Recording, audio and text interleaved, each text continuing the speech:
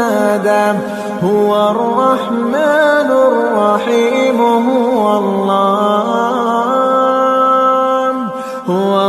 الله الذي لا الله السميع العليم من الشيطان اللعين الرجيم بسم الله الرحمن الرحيم الحمد لله رب العالمين وصل يا ربي على محمد وآله الطاهرين وصل يا ربي على محمد وآله الطاهرين اللهم صل على محمد وآل محمد وعجل فرجهم وعجل لوليك الفرج يا كريم واجعل فرجنا بفرجه يا أرحم الراحمين توكلت على الله العظيم رب اشرح لي صدري ويسر لي أمري واحلل عقدة من لساني يفقه قولي رب يسر ولا تعسر وتمم بالخير آمين या रब्ब العالمين। अज़ीज़ान, हम इल्मुल कलाम के मबाहिस में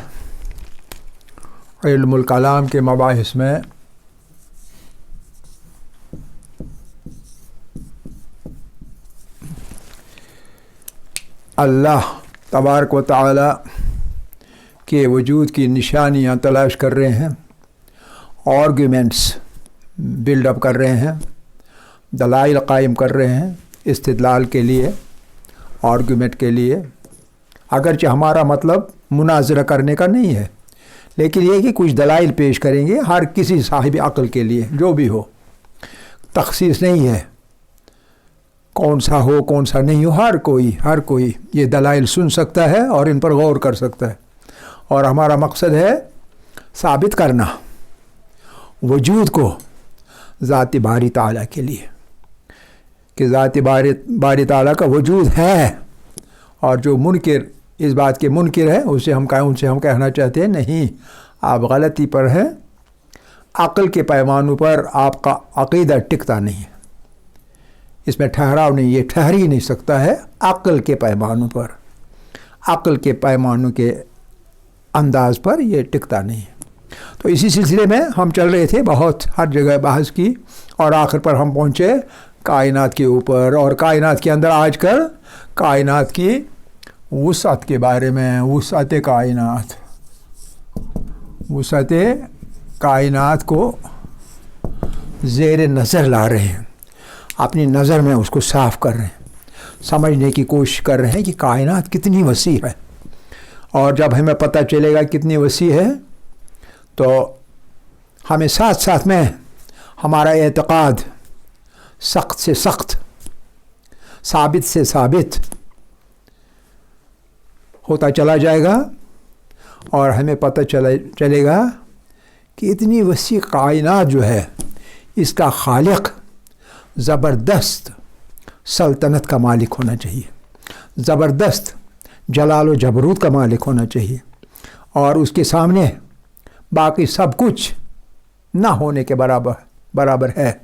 इसलिए बाकी सब कायनात जो है उसके सामने हीच है, हीच यानी कुछ भी नहीं है उस रब जलाल की हस्ती के सामने, जिसने इतनी वसी कायनात ऐसे क़वाइद के साथ, ऐसे क़वानीन के साथ, ऐसे रूल्स एंड रेगुलेशंस के साथ खल्क़ की है कि बरकरार भी है और वुसअत भी मौजूद है।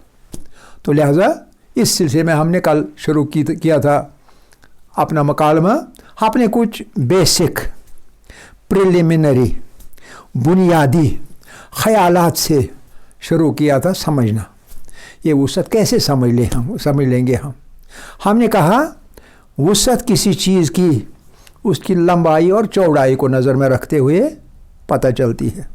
तो लंबाई और चौड़ाई को नाप के पता चलेगा, अंदाजे से भी पता चलेगा, लेकिन एग्जैक्टली नापने से या मापने से पता चलेगा। और इब्तदाई पैमाने जो है CGS सिस्टम में, CGS सिस्टम है, centimetre gram second. Centimetre length के लिए, ग्राम वेट के लिए, सेकंड टाइम के लिए, ठीक है। Centimetre gram second, CGS system. इस सिस्टम के तहत सेंटीमीटर के बाद मीटर आता है, सेंटीमीटर के बाद मीटर आता है, मीटर के बाद किलोमीटर आता है, और इस किलोमीटर की बुनियाद पर हम किसी जगह की लंबाई जो काफ़ी दराज हो उसको नाप सकते हैं। 1 किलोमीटर से हम इस कमरे को नहीं नाप सकते, यहाँ तो मीटर से बल्कि सेंटीमीटर से भी नापा जा सकता है। जितनी दराजी कम हो, जितनी लेंथ या ब्रेड्थ कम हो, उतना हम छोटे पैमाने से शुरू करते हैं, उसके बाद बड़े पैमाने पर आते हैं। उसके बाद अगर कोई चीज़ मीटर्स में नापना बोरियत पैदा करेगा, थकावट पैदा करेगा, मुश्किल पैदा करेगा, तो उस सूरत में हम उसे बड़े पैमाने पर नापते हैं, और वो है किलोमीटर। लेकिन अगर किलोमीटर्स इतने हों कि उनको नापा ही नहीं जा सकता किलोमीटर्स के अंदर, वो बहुत ही ज़्यादा फिर भी हों, तो किलोमीटर्स के बाद हमने कहा था कल, अगला जो पैमाना है वो है एस्ट्रोनॉमिकल यूनिट का, ठीक है कि नहीं। एस्ट्रोनॉमिकल यूनिट का पैमाना अगला पैमाना। और एस्ट्रोनॉमिकल यूनिट क्या है? एस्ट्रोनॉमिकल यूनिट है distance between the sun and the earth. ज़मीन और सूरज के दरमियान जो डिस्टेंस है वो डिस्टेंस एक एस्ट्रोनॉमिकल यूनिट के बराबर है। लेकिन ये एस्ट्रोनॉमिकल यूनिट इतनी दूरी के पैमाने से हम मुख्तलिफ सितारों के दरमियान या सैयारों के दरमियान या ज़मीन और सैयारों के दरमियान या सूरज और सैयारों के दरमियान डिस्टेंस नाप लें, फासला नाप लें। एक वक्त ऐसा आता है कि ये भी छोटा पड़ता है, ये पैमाना भी छोटा पड़ता है। उस वक्त हमने क्या कहा था? उस वक्त हमने कहा था लाइट को हम इस्तेमाल करेंगे, लाइट रोशनी को इस्तेमाल करेंगे। Life second, life minute, light month तो कहीं उसका नाम निशान नहीं, लाइट ईयर। और लाइट ईयर खासा अच्छा पैमाना है। एक साल में जितना फासला, जितनी डिस्टेंस रोशनी की किरण एक रोशनी तय करेगी, उतने को हम एक लाइट ईयर कहेंगे। एक साल के अंदर एक लाइट ईयर, 1 घंटे के अंदर 1 लाइट आवर, 1 मिनट के अंदर 1 लाइट मिनट। गोया लाइट को हम इस्तेमाल करेंगे। तो लाइट के बारे में मिनट और आवर आमतौर पर इस्तेमाल नहीं होते, बल्कि लाइट ईयर इस्तेमाल होते हैं, LY। और कभी कभी जब उससे कम डिस्टेंस हो तो तब LM और LS भी इस्तेमाल होता है, अभी आप देखेंगे। तो लाइट ईयर, अब देखिए ट्रिलियंस लाइट ईयर्स दूर, बिलियंस लाइट ईयर्स दूर एक अजराम फल्की दूसरे अजराम फल्की में से किसी सितारे या सैयारे से दूर है। तो उस सूरत में क्या करेंगी? उस सूरत में हमने कहा था पारसेक हम इस्तेमाल करेंगे। पारसेक का मतलब क्या है? पारसेक का मतलब है यहाँ एक पॉइंट है, यहाँ से आप देखते हैं, आप उंगली यूँ रखते हैं तो आप एक आंख बंद करेंगे, आपने सामने उंगली रखिए, एक आंख बंद कीजिए, तो फिर आगे किसी चीज़ के साथ देखिए कहाँ ये आपकी उंगली रह रही है, फिर दूसरी आंख बंद कीजिए और खोल दीजिए, तो ये आपको लगेगी ये उंगली थोड़ा सा दूर चली गई। ठीक है, फ़र्ज़ कर ले ये उंगली है और यहाँ आपकी 2 आँखें हैं, मिसाल के तौर पर ये 2 आँखें, ये एक आँख और ये दूसरी आँख आपकी, बीच में आपकी नाक, पता नहीं कैसे, मुझे नहीं मालूम। ठीक है, यहाँ एक आँख, यहाँ दूसरी आँख। अब ये चीज़ क्यों आपको मुख्तलिफ लग गई? क्योंकि आगे जब जाती है, अब ये देखिए, आप यूँ जाएगी ना अलग मुख्तलिफ डायरेक्शन में, कोई चीज़ यहाँ होगी इतनी दूरी पर कैसे नापा जाएगा? अगर किसको 2 आँखों के देखने को हम 1 सेकंड डिग्री देखा जाएगा, 1 सेकंड डिग्री, वहाँ जितनी दूरी असल में होगी इसको बहुत इजीली नापा जा सकता है। तो असल दूरी जो होगी ये दूरी ये 1 पारसेक है, ये वाला 1 पारसेक। और 1 पारसेक इतनी दूरी है जितना ये दूर है, ये वाली दूरी 1 पारसेक है, क्योंकि ये चीज़ एक आंख से यहाँ दिखेगी और दूसरी आंख से यहाँ दिखेगी, ठीक है कि नहीं। तो ये इतनी दूर है कि इतनी दूर दिखती है कि ये डिस्टेंस पारसेक कहलाई जाएगी, ठीक है। और उसके बाद जब ये भी कम पड़ेगा तो मेगा पारसेक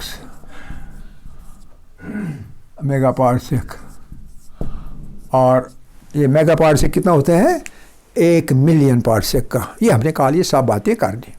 इसके आगे हम चले गए, ये मैंने बताया था पैमाने कौन से इस्तेमाल किए जाते हैं, डिस्टेंस को, इंटरसेलेस्टियल डिस्टेंस को, दो सेलेस्टियल बॉडीज के दरमियान जो डिस्टेंस है उसको नापने के लिए कौन से पैमाने इस्तेमाल किए जाते हैं, लेंथ ब्रेड्थ के वगैरह के डिस्टेंस के। तो ये बात ख़त्म करने के बाद हमने इस दूरी और इस फासले का अंदाज़ा करने के लिए कुछ हक़ाइक़ बयान किए थे। और वो हक़ाइक़ कौन से थे।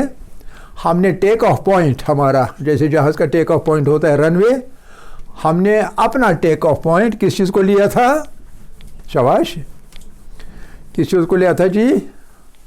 इंसान कहाँ से टेक ऑफ करेगा, आपकी रनवे कौन सी है, क्या सूरज पर आपकी रनवे हो सकती है।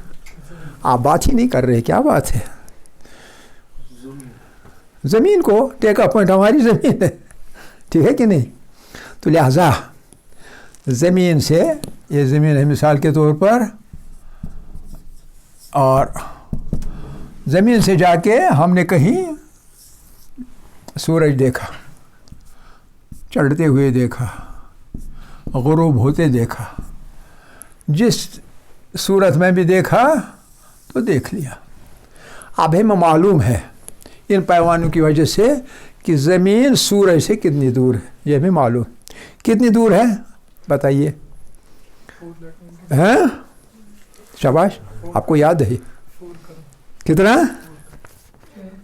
है, क्या ज़मीन कितनी दूर है, 4 करोड़, आपको गलत याद है। डिस्टेंस है, ये डिस्टेंस है 14 करोड़ 76 लाख, सॉरी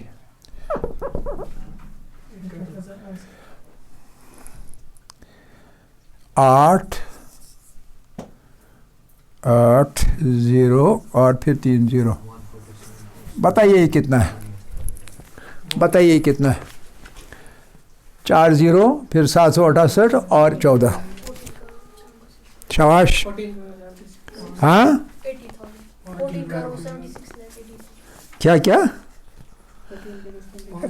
पढ़िए हैं,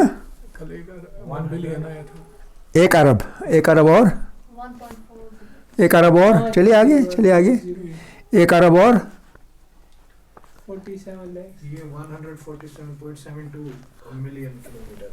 नहीं, मिलियन में नहीं, मैं करोड़ों में पूछ रहा हूँ, करोड़ों में पूछ रहे हैं। 47 करोड़, 1 अरब 47 करोड़ 68 लाख हैं, 1 अरब, शाबाश, 47 करोड़, हाँ उसके आगे चलिए, 5 कहाँ गया, 1 4 7 6 8 और उसके बाद 4 0, नहीं 3 ही है, 1 4 ही है, 1 2 3 और 4, कल 5 लिखा था, नहीं 5 नहीं 4 ही असल में। आप पढ़िए कोई परवाह नहीं, पढ़िए ना। 14 करोड़ 76 लाख 80,000, 14 करोड़ 76 लाख 14 करोड़ है, उसके बाद 76 लाख और 80 हज़ार। ये 1000 में कौन बोल रहा है, आप उर्दू में बात करें भाई, अंग्रेजी क्यों बता रहे हो। तो ये 14,76,80,000 76,80,000 14,76,80,000। और मैंने कहा था ये बदल जाता है क्योंकि ज़मीन है ना एलिप्स के और पाथ पर ऑर्बिट पर घूमती है, लिहाजा कभी ये रहता है कभी दूसरा। फिर औसत हमने क्या बताया था? औसत बताइए। औसत दूरी नहीं, ये औसत नहीं है, ये औसत नहीं है, ये औसत से कम है, औसत से बड़ी दूसरी है, औसत कुछ और है। हाँ ये औसत है, ये औसत है। 14 करोड़ 95 लाख 78 79 97 97 lakhs 97,870। फिर देखें 14 करोड़ 95 lakhs 97,870 किलोमीटर्स। और इसको राउंड ऑफ करने के लिए कभी लिखते हैं 15 करोड़, इसको 15 बनाते हैं, कोई लाख नहीं कोई हज़ार नहीं, राउंड अप करते हैं, round up to this 15 crore, तकरीबन 15 करोड़ आमतौर पर लिखते हैं और इसी पर कैलकुलेशन भी चलती है। अब इतनी दूरी 15 करोड़ के करीब, 15 करोड़ के करीब दूरी कितने टाइम में लाइट पहुंचती है? हाँ 8 मिनट और 20 सेकंड लगते हैं। 8 मिनट 20 सेकंड। किस रफ्तार से चलती है? रफ्तार क्या है लाइट की? 3 लाख किलोमीटर पर आवर। हाँ 3 लाख किलोमीटर कितने? पर सेकंड।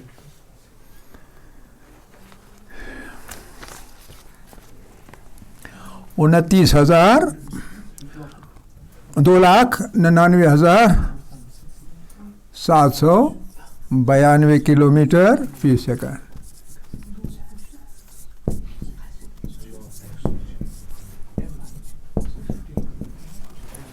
यही लिखा है या बदल लिखा, कुछ और लिखा है? यही लिखा है, यही लिखा था कल। रोशनी की रफ्तार लिखा था यही कि नहीं? 2,99,792 किलोमीटर फी सेकंड। यही लिखा, गलत लिखा हो तो करेक्शन कीजिए। फी सेकंड इतना। जब इस चीज़ को हम तकसीम करेंगे इससे तो क्या जवाब निकलेगा? कितने सेकंड निकलेगा जवाब? ये डिस्टेंस एक्स को इससे तकसीम करेंगे, जवाब कितना निकलेगा? कितने सेकंड्स? मैंने कल मैंने कल मैंने सेकंड भी कहा था, 500 सेकंड। 500 सेकंड। अब देखिए इतनी दूरी में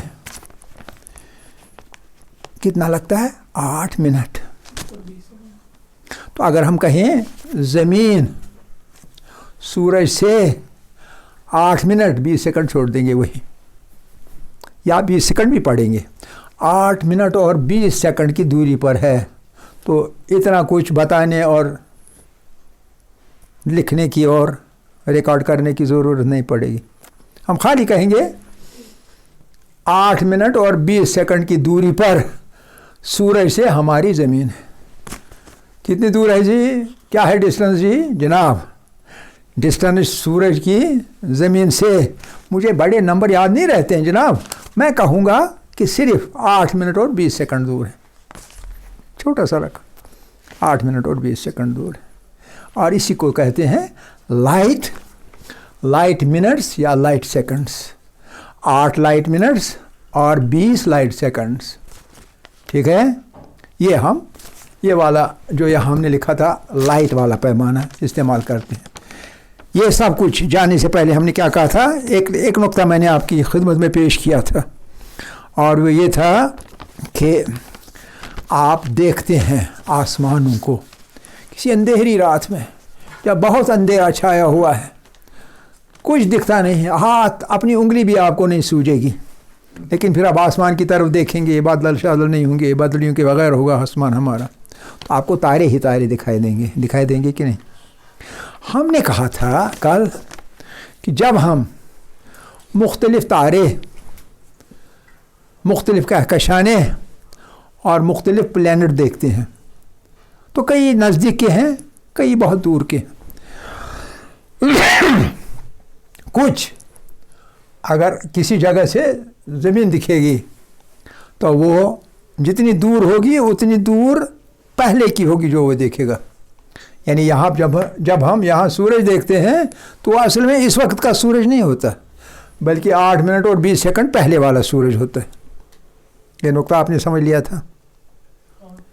गोया इसका मतलब है हम एक ही वक्त में बैक वक्त मुख्तलिफ तारे देखते हैं, मुख्तलिफ कहकशाने देखते हैं, मुख्तलिफ गैलेक्सीज़ भी देखते हैं।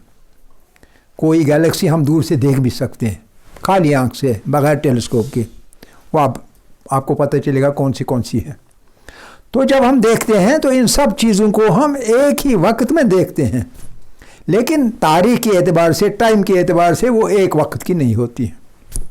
ये चीज़ें कुछ 1 लाइट ईयर पहले की होती हैं, कुछ 100 लाइट ईयर पहले की होती हैं, कुछ 1 मिलियन लाइट ईयर पहले की होती हैं, और कुछ 1 बिलियन ईयर्स लाइट ईयर्स पहले की होती हैं। और ऐन मुमकिन है, जो हमने कहा था सुपरनोवा और नेबुला वाला मसला, तो उसमें वो गैलेक्सीज या वो स्टार्स जो हम इस वक्त देख रहे हैं वो millions and billions years before explode हो चुके हों, ख़त्म हो चुके हों, लेकिन हम इस वक्त देखते हैं। कितना खूबसूरत मसला है। मेरी नज़र आप पे पड़ रही है, आप बहुत दूर हैं। आपसे उधर से उस तारे से मेरे पास जो रोशनी आती है वो दूर से आती है, लिहाजा टाइम ज़्यादा लगता है। इधर वाली रोशनी नज़दीक से आती है, लिहाजा टाइम कम लगता है। फ़र्ज़ कर लें वो 10 साल पहले की रोशनी मेरे पास आ गई, उसका मतलब है इस तारे को मैं 10 साल पहले के तारे को देख रहा हूँ, क्या पता मौजूद है भी या नहीं। और ये वाला नज़दीक है, इसको 10 साल पहले नहीं, ये सिर्फ 5 साल पहले का होगा, तो इसको मैं 5 साल पहले वाला तारा देख रहा हूँ। वो 10 साल पहले का, ये 5 साल पहले का, कोई 1000 लाइट ईयर्स पहले का, कोई 10,000 साल पहले का, कोई 1,00,000 साल पहले का, कोई 1 करोड़ साल पहले का मैं देख रहा हूँ। एक ही वक्त सब देख रहा हूँ। और इनमें से कुछ इस वक्त के हैं, कुछ और बहुत पुराने के हैं। और ऐन मुमकिन है जो पुराने वाले हैं उनमें से कोई ख़त्म भी हो चुका हो और अब अभी तक उसका नाम और निशान भी ना हो, लेकिन तब की रोशनी वहाँ से निकलकर मेरे पास अब आ रही है। तो इससे आपको पता चलेगा कि कायनात कितनी वसी है, कि उन चीज़ों की लाइट भी हमारे पास आ रही है, उन चीज़ों की रिफ्लेक्शन भी हमारे पास इस वक्त आ रही है और हम देख रहे हैं, जो कि अब बाकी भी नहीं है। इतनी वसी है कायनात, समझ रहे हैं। ये बहरहाल ये एक पैराडॉक्स है, एक बहुत ही मुअम्मा है। गुत्थी सुलझाते हैं ना, ये गुत्थी आप किसी को कह सकते हैं, मुझे बताओ क्या कोई तारा हम देख सकते हैं जो कि होगा ही नहीं? क्या हम कोई तारा देख सकते हैं और होगा ही नहीं? बताओ जी, ये गुत्थी सुलझाओ। तारा है नहीं, लेकिन मैं देख रहा हूँ, ये गुत्थी है, बताओ सब सुलझाओ, समझाओ मुझे कैसे। हकीकत है कि नहीं? ये गुत्थी नहीं है, ये हकीकत है, लेकिन गुत्थी की सूरत में, पहेली की सूरत में। पहेली लग रही है, पहेली है, लेकिन हकीकी पहेली है, असली पहेली नहीं है। हकीकी पहेली मतलब ये हकीकत है कि बहुत पहले थी, अब नहीं है, लेकिन उसको मैं अब देख रहा हूँ, इसलिए मेरे लिए तो अब मौजूद है, लेकिन वहाँ पास में रहने वालों के लिए वो मौजूद नहीं है, उनके पास ख़त्म हो गई। तो ये है रिलेटिविटी। रिलेटिविटी का तस्वुर यही है, एक चीज़ मौजूद यहाँ है लेकिन वहाँ नहीं है, वहाँ मौजूद है वहाँ नहीं है, उसके उस तरफ मौजूद है लेकिन इस तरफ मौजूद नहीं। समझ रहे हैं? ये एक पहेली आपके लिए, आपके सोचने के लिए। आज हम आगे चलते हैं। आगे चल के मैं आपको ये बताऊंगा कि ये डिस्टेंसेस कितनी सारी हैं, कितनी सारी डिस्टेंसेस हैं, ताकि आप इनको नज़र में रखते हुए आपको अंदाज़ा हो जाएगा। ये ज़मीन है, ज़मीन और सूरज के दरमियान नज़दीक 2 चीज़ें हैं, एक है मरकरी, ये है मरकरी, आप लिख भी सकते हैं अगर चाहें तो, मरकरी। और यहाँ दूसरा है और इसका नाम है वीनस। अब आप कहीं एक पेज रखें, खाली पेज या निस्फ पेज, उस पे आप लिखें। उससे आप अब हमें पता चलेगा कि कितनी वुसअत है कायनात में। मुमकिन है आज ख़त्म हो जाए, मुमकिन है कल भी लग जाए, और मुमकिन है परसों भी लग जाए, लेकिन वुसअत का अंदाज़ा अब आपको होगा। अब मुश्किल नहीं है क्योंकि मुबादियात ख़त्म हो गई। देखिए सूरज, अब सूरज को आप मरकज़ बनाइए, क्योंकि सोलर सिस्टम में सूरज ही मरकज़ है। हमारा सोलर सिस्टम जो है वो सूरज के ही गिरद रिवॉल्व कर रहा है, घूम रहा है। ठीक है, तो लिहाजा इसको मरकज़ समझिए।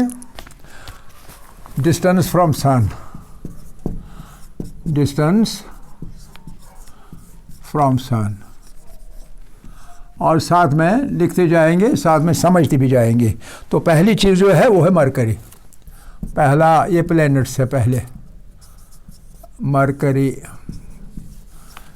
मरकरी ज़मीन से नज़दीक है तो ये सिर्फ है 3.3 लाइट मिनट्स। हमारा है 8.3। 60 सेकंड में से तीसरा हिस्सा 20, यानी 8.33 सेकंड। ठीक है, समझ रहे होंगे। ये है 3.3 लाइट मिनट्स। अब वीनस नंबर 2, नंबर अब आप खुद ही दे देंगे। Venus 6 light minutes.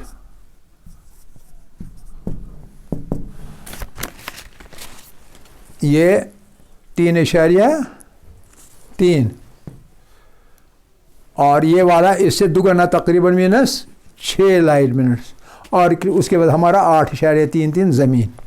तो तीसरा रहेगा अर्थ, यानी ज़मीन कितनी दूर है। ज़मीन आपको पता है ये 8.3 कहाँ तक लिखते जाइए, लिखते जाइए। एक ही बार लिखेंगे, 2 बार 3 लिखेंगे, एक ही, कोई फ़र्क नहीं पड़ता। 8.33 लाइट मिनट्स, यानी 8 मिनट और तीसरा हिस्सा मिनट का, यानी 20 सेकंड दूरी है अर्थ की सूरज से। इसके आगे चलिए, धीरे धीरे बढ़ती जाएगी डिस्टेंस, और वही कितनी बढ़ती है आपको नज़र में रखना होगा। उससे आपको पता चलेगा वो साथ कितनी है। आगे जाएंगे, अर्थ के बाद मार्स है। मार्स यानी मुरीख। मुरीख देखिए कहाँ पहुँच गया, 12.7 लाइट मिनट्स। मुरीख के बाद जुपिटर पर आएंगे। जुपिटर बहुत भारी सयारा, जुपिटर।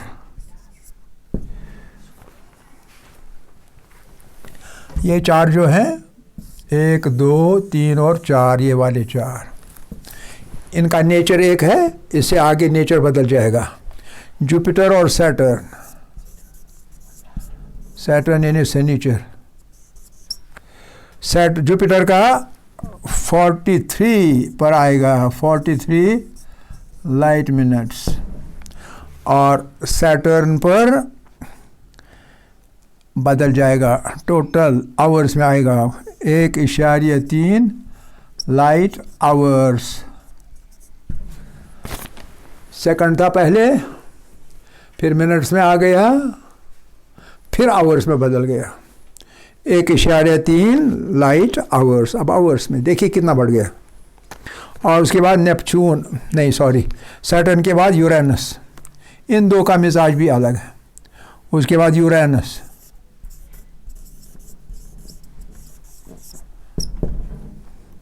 और फिर नेपच्यून।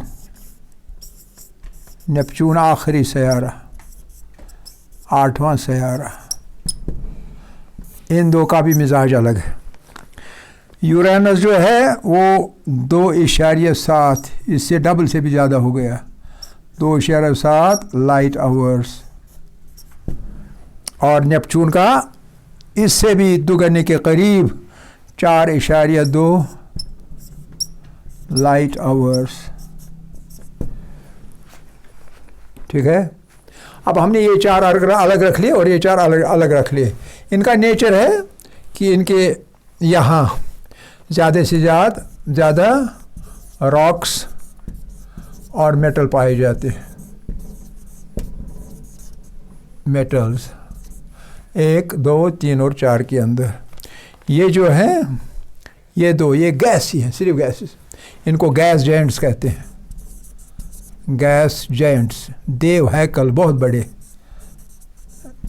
गैस जायंट्स कहते हैं। और जो ये दो हैं इनको कहते हैं आइस जायंट्स, यखबस्ता। यखबस्ता दूरी की वजह से इन पर सूरज की रोशनी कम पड़ती है, तो लिहाजा यखबस्ता है। इनको आइस जायंट्स कहते हैं, आइस जायंट्स। और यहाँ हमारा जो सैयारों का निज़ाम है वो ख़त्म हो जाता है। इससे बाहर निकल के अब और चीज़ें आती हैं। पहली चीज़ जो आती है वो प्लूटो आती है। प्लूटो को सैयारा कुछ देर के लिए माना गया, उसके बाद उसको सैयारे की लिस्ट से खारिज किया गया। आजकल इसे सैयारा नहीं माना जाता, सैयारा सिर्फ इन 8 को माना जाता है। ये जो प्लूटो है, देखिए ये सूरज से दूर कितना है? सूरज से दूर 5.2 बिलियन बिलियन किलोमीटर्स। और उसका मतलब कितना है? 5.5 लाइट आवर्स, 5.5 लाइट आवर्स दूर है। यानी 5.5 घंटे के बाद यहाँ की रोशनी यहाँ पहुँचती। ये जो नेपच्यून है उसका मतलब है 4.2 लाइट आवर्स के बाद रोशनी की, सूरज की रोशनी नेपच्यून पर पड़ती है। इसी तरह से मुख्तलिफ, ठीक है। आप प्लूटो से बाहर निकलिए, फिर सितारे आएंगे। अगर प्लूटो सैयारा नहीं है लेकिन सितारा भी नहीं है। उसके बाद बारी आएगी सितारों की, और सितारों के अंदर पहला जो जुर्मुट है सितारों का, पहला जो क्लस्टर है सितारों का, वो 3 सितारे हैं। एक को कहते हैं सेंटाउरी ए, दूसरे को कहते हैं सेंटाउरी बी। ए और बी साथ साथ हैं, और उससे थोड़ा दूर परे, लेकिन इसी क्लस्टर के अंदर उसको सेंटाउरी प्रॉक्सिमल सेंटाउरी कहते हैं। प्रॉक्सिमल सेंटाउरी या प्रॉक्सिमा सेंटाउरी। प्रॉक्सिमा यानी प्रॉक्सिमल किसके साथ? सेंटाउरी अल्फ़ा और सेंटाउरी बीटा के साथ। पहले तस्वुर किया जाता था ये अलग है, लेकिन फिर जब इनको आपस में कंपैरेटिव स्टडी बहुत देर तक किया गया, सैकड़ों साल, तो पता चला नहीं ये इसी क्लस्टर का एक सितारा है, प्रॉक्सिमा सेंटाउरी। तो सबसे नज़दीक वाला जो है वो है प्रॉक्सिमा सेंटाउरी, हमारे सन के नज़दीक। उसके बाद आता है सेंटाउरी ए और सेंटाउरी बी। सेंटाउरी ए और सेंटाउरी बी एक दूसरे के बिल्कुल साथ साथ हैं, कभी लगता है ये जुड़वा हैं। तो बहरहाल आगे चलेंगे इंशाल्लाह कल। आखिर दावाना अनिल हम्दुलिल्लाहि रब्बिल आलमीन।